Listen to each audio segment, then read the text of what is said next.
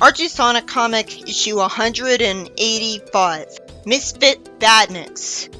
It starts out with us seeing a giant Sonic-shaped statue standing over an island with an air dome, and I'm wondering why the statue is all light purple instead of being colored in properly. And a Badnik politely apologizes and tells Crabmeat that he had to go to the Rust Room, and wonders what happened when he was gone. I'm expected to believe this is a Motobug when it looks nothing like one, not compared to Motobug and IDW. Creativity isn't bad, of course, but it'd be better to call the Motobug something else entirely then, because he just made a new robot entirely. And other robots like Crabmeat look fine. He doesn't even look good. It turns out the Badniks took Pseudo-Sonic to be repaired, but Burrobot noticed something about him. Way back when, Robotnik installed a ratio redoubling router that caused the robot to grow. Burrobot's uncle had one just like it. How could a robot have an uncle? Apparently this is like Futurama, where the robots can make new robots, and they think of those as their kids. And they must be engineering them like actual engineers do, or with the robot making machine. So never mind, that can make sense. As for why Robotnik didn't just make Pseudo-Sonic be giant right away if he had the switch on him the whole time, well, Pseudo-Sonic ran out of the base almost as soon as he was activated, sending him flying off a cliff.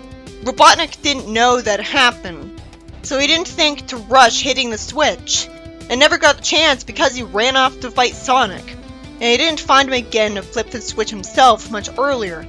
It was brilliant of Eggman to make him able to turn giant. Brilliant to the point of being overpowered, like if they did that with Metal Sonic, you'd think he'd be guaranteed to win. So it's a shame for him that he was too stupid to think to only activate him after turning him giant outside of his base.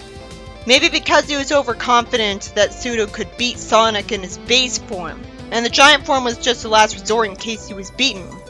But he should have known he wouldn't find him again if he got beaten. A Crabmeat Motobug high five.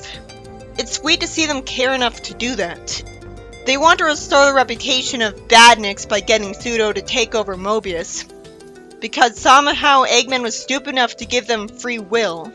But then the 40 Fathom Freedom Fighters threatened them, with a giant clam eating the Motobug and spitting him out, and getting thanked for it by the dolphin who tells him he did a nice job. Apparently Pseudo hasn't been gotten working yet, because the Badniks were smart enough to not activate him until after he'd be made giant first. And somehow the Badniks get the chance to attack the heroes, even though the heroes saw them coming from a mile away. So the Badniks must be surprisingly fast to have attacked them anyways. It's too bad we see a dust cloud for no reason instead of getting to actually see the Badniks get attacked a lot. Then Pseudo tries to swat at the heroes and says it's the biggest thing on the planet. I doubt that. I'm sure Mount Everest would be bigger, but he's really inexperienced with the world. If he had his foot on the top of that air dome too long, it would collapse under its weight and break it and destroy the island under it. Then we immediately cut to a panel of a tail and wham sound effect, and see Pseudo flattened with a blue whale above him. Why didn't we actually get to see his impact with Pseudo?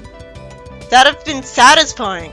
The blue whale apologizes to his teammates for being late, and says that when Plankton Intelligence Agency contacted him about these robots, he was 1,000 nautical miles away.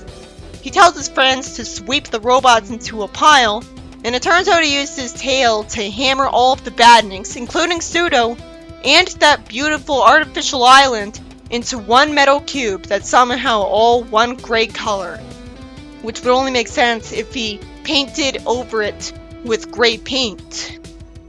He didn't need to destroy a perfectly good artificial island too. But it was smart of him to make sure these bad guys would never come back to bother anyone.